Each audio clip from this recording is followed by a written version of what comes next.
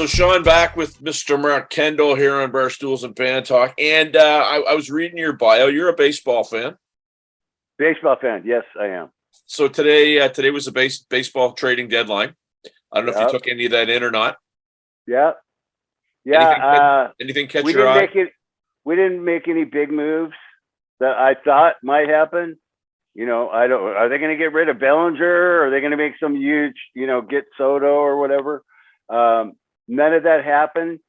I think with the team right now, I was kind of hoping they wouldn't, mess with it too much, because it seems like, there's definitely something to say about the team spirit and the way the clubhouse feels. Not that I'm in their clubhouse, but you can see it in their dugout. They're high-fiving and the energy's good. If you bring in a guy like Soto that kind of has an ego, in my opinion, I think he has an ego, but it might mess with the team a little bit. I like this new kid, Altman or whatever. He's been up to bat 8 times. He got on base 7 of those times. The guy, he's making baseball look easy, but I've seen this before. When a player comes in like Puig, makes baseball look easy, and then he just becomes a regular player. Pitchers figure you out. But yeah, all they did was get rid of Lamb, who's, he's a good player, but he's just kind of a bench come in guy. They got rid of him for a couple of minor leaguers and did one pitching change with Mitch White. I think they got rid of Mitch White and got 2 prospect kind of minor league pitchers. So we'll probably see those guys, but no huge moves. And you mentioned, different clubhouses. I was having a conversation today with somebody about that stadium out there, which is iconic. And I'm going to date myself a little bit, but I remember on Eight is Enough when Susan went out with Merle the Pearl and that stadium. Do you remember that? Oh yeah, totally. That stadium was a feature. So back to the writing. You say you want to get something out. You want to hear Andrew's voice with your guitar. Yeah. What's your process? I mean, I was looking at your schedule. Your schedule seems to be, very, very busy. Obviously, nobody did anything for 2 years, and all of a sudden, you want to strike while the iron's hot. How do you guys craft your schedule to get out there so that you're dealing with a guy that's in another band? You probably have other stuff on the go, and then you're going to write. How does that all come about? Just on the days I'm home, I just just put riff ideas down. Usually have a guy come over that really knows the drum machine better than I do. Or I'll go to Tracy G's. I don't know if you know him. He's a guitar player. Used to be in Dio for like 7 years. Absolutely. I go to his studio because he's pretty good. He does a lot of records there at his house. And I went there the other day and put a couple songs down. And it was funny. I go, Tracy, I have a couple song ideas. Can I come over? Because I played on his record, didn't charge him nothing, We're good friends since we were teenagers. We used to go see each other play. But so he goes, yeah, no problem. And he told me anytime I want to come over, I could lay down some ideas. So I go over there and I go, we set the click, and I play the whole song down in one take, like every note of this song. He's going, you're doing a whole song? He goes, I thought this was he just thought I had a couple of riffs and I wanted to remember. I'm going, no, we're doing a whole song, bro. So it's kind of funny. But then he had a 5-string bass, and I played the bass. I'm not a bass player. I play like, if I was in a band with a bass, I'd be saying things like, what dot is this song in? You know what I mean? It's like, so I'm not, a guy that can walk and play, badass. But he only had a 5-string bass and had that low B on it. It totally blew me for a loop, man. I go, I already don't know what I'm doing, and you're going to give me this 5-string bass, but I was able to get through it. But so that's I'm just laying this stuff down, sending Andrew MP3s of songs finished, and just see what he comes with, see what happens. question mark that I ask people that I get to have the privilege to talk to is about. I don't want to say the resurgence of this genre of music. I mean, for me, it never went away because I was listening to it when it wasn't cool. Now it's cool again.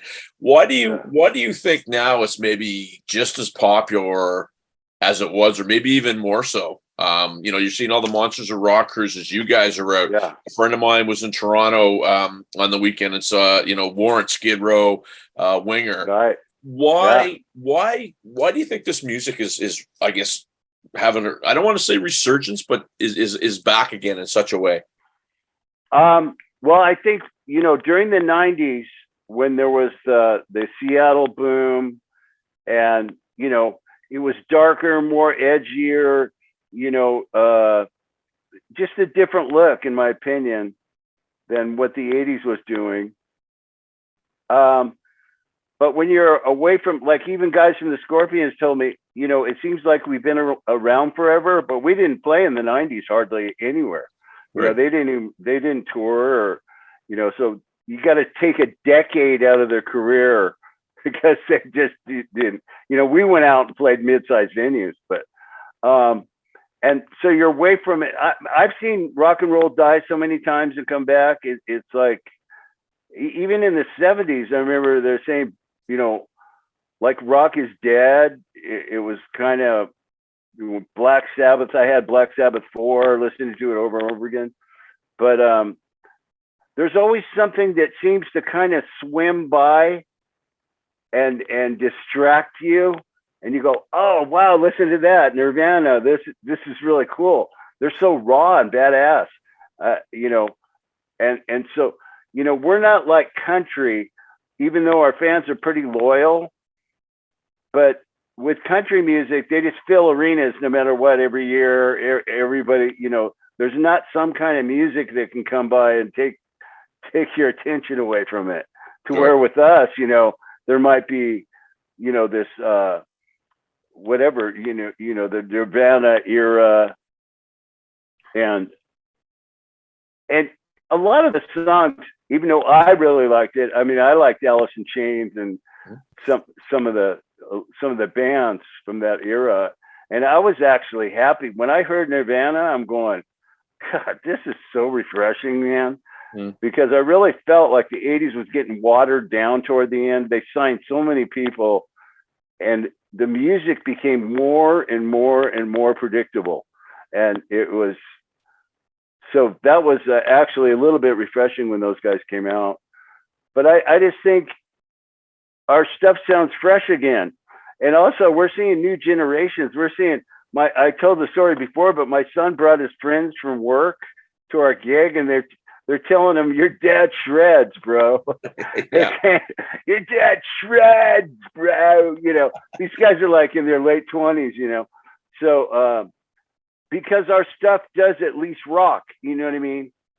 And I've made the comparison before with my parents. I can relate to the music because they listen to jazzy, the Frank Sinatra type stuff, which is great music and wonderful, but I'm not going to go to a Frank Sinatra concert and, I mean, he rest his soul or whatever, but you know what I'm saying? Like Benny Goodman or what, to where our stuff, even though every song's not called Kill Your Parents, I mean, it still rocks hard enough to where they can go, hey, Dad, you're not so bad. You're not so corny as I thought, And you referenced the rock is dead. I mean, Gene Simmons has probably been quoted, 3 or 4 times in the last, 2 years about that. My personal thing is Gene likes to get a rise out of people to see where it goes. But, it's one of those things where some folks that just totally fell off the radar are now back in a big way. And I don't mean like we're gone. But, you get the stadium tour that's going on that was never supposed to happen. And, you're getting 30 and 40,000 people going out to this thing. I think this style of music is in a really good place right now. I do too. And I'm so really happy about that stadium tour to see Def Leppard and, Motley and those guys out there selling tickets, because that just makes things better for everybody.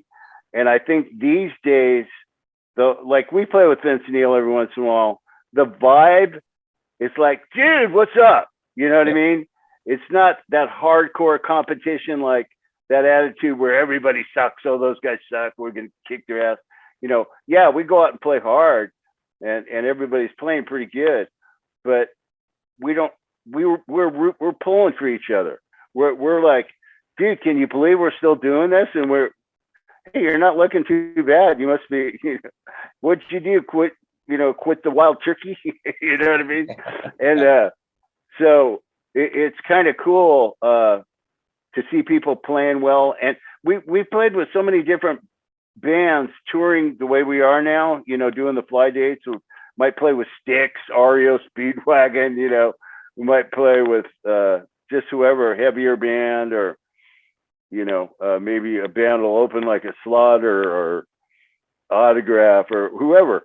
And there's people in front of that stage, and there's usually a lot of people. And but I've really noticed that new generation, I don't know if they come with their parents or they just hear, they want to check it out, or maybe they hear our songs on classic rock or something and go, wow, I want to go see what this is about, And then we go out there, and play good, Well, I mean, when I'm driving around, I mean, I'm on Sirius XM and I'm kind of channel surfing.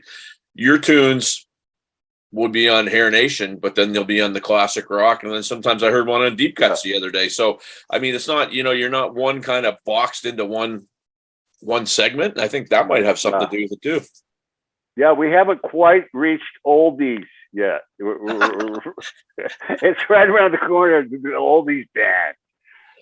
That's why I keep writing music, because I want to come up with something and have people go, wow, this is pretty cool.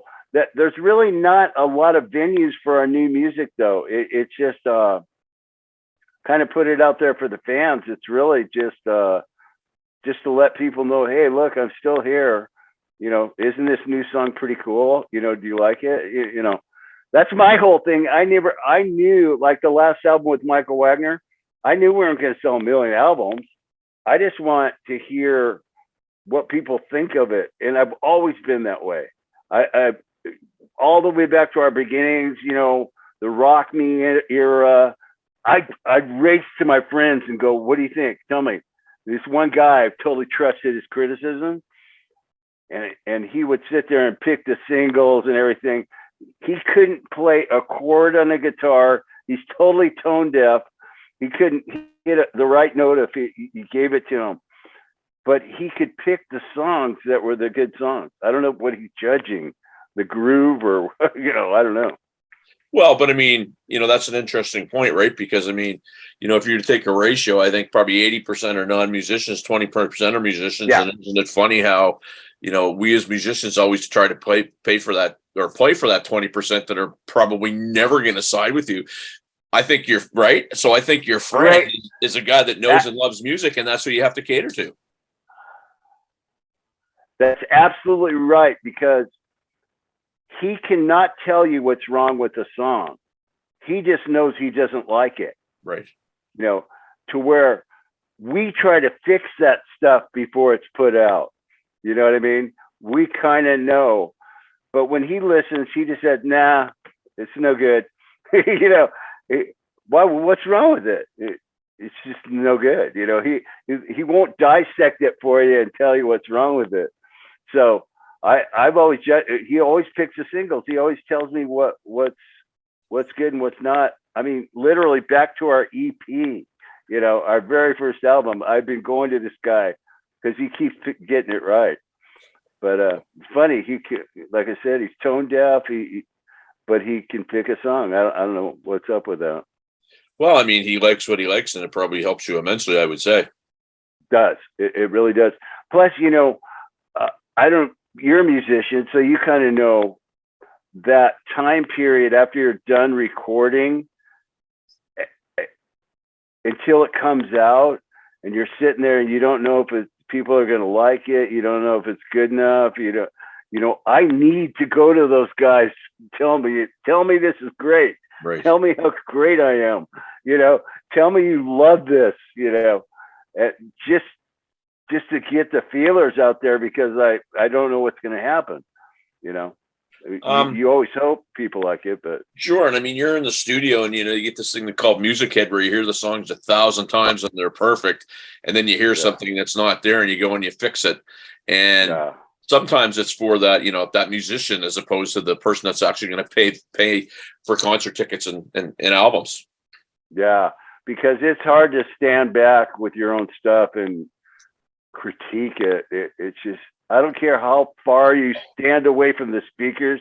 You just, you think it's coming back and you're listening and yeah, man, this is a good song. I really think, I hope people like this, but I like it, So really it's I guess you play for yourself first and then you just pray people will like it, Sure. We're not playing it for you. We're playing for us. And once we approve it, we want to give it to you and you let us know if you approve it, That's kind of how it is. So, I mean, I don't want to get too personal with this, but I've had some people, that, we talk about the rock is dead thing and this is that. Where you are in your life, your career, where you're out there playing, can Mr. Mark Kendall still make a good living in this business where, you can go out and kind of do it on your own terms and, the phone rings, you don't have to go out and do a certain thing? We do. In some ways, because we don't have a lot of people separating us from our money anymore. Right. I'm probably doing better today than I did in the heyday. You know what I mean? We had so many expenses and huge crews and, hotels every day and 3 buses and trucks. And, there was so much overhead that we literally had to sell, millions of records just to make anything really. And, then you got your manager and accountants and, all these people. But, I don't feel so bad because every story I've heard on bands that are on a much bigger level than us, like the Eagles, Grand Funk, there's so many bands that got totally even had their publishing taken from them, right. Just not knowing what they're signing, So I'm not the dumb guy, but I do tell up and coming bands to get your own lawyer, man, because it's huge. Or else, if you use your manager's lawyer or someone else's lawyer, they're just going to tell you what they want you to hear, But if you have your own, they could explain the contract and what's in it and what they think you should change, because you're really kind of signing your life away. But I understand why people just sign their name. It's because they're on such a lower scale and they have this huge opportunity, to go out, tour the world, make records, your dream has come true. So you're quick to sign something. But like Grand Funk, they sold out Shea Stadium in 3 hours and they couldn't pay their rent. But their manager has a Rolls Royce living on a 300-acre ranch, So because they signed the publishing away to him. And if you look at Grand Funk's catalog, all before we're an American band, it's disgusting how many great songs they had. And for them to not to get paid for that, it truly, they didn't make $1 until we're an American band. Wow. I mean, it's really bad. So last question, sir. I said I want to be respectful of your time. Where are people going to be seeing you over the next month or so? We're just playing around the country, playing North Dakota this week. Probably by the end of the year, we're doing probably maybe 60 shows this year or more, which isn't bad. When you're doing fly dates, it's not like we're touring in a bus, playing arenas 5 nights a week, Yeah. But you can just go on our website. We keep the tour dates updated. It's officialgreatwhite.com. So, I'm just going to continue writing songs. We're going to try to have something out by the end of the year. I'm busting ass here, but we got to write the songs. And I'm sure you will. I'm sure you will. Yeah. Mark, thank you so much, man. I really appreciate you doing this. You are a gentleman. I've had a couple of people that I know that have talked to you before, and they all said he's such a nice guy, and you lived up to. I always like to say it's nice when your heroes aren't dicks. So thank you so much. Thanks, Sean. All right, you have a great night, sir. buddy. Thank you, man.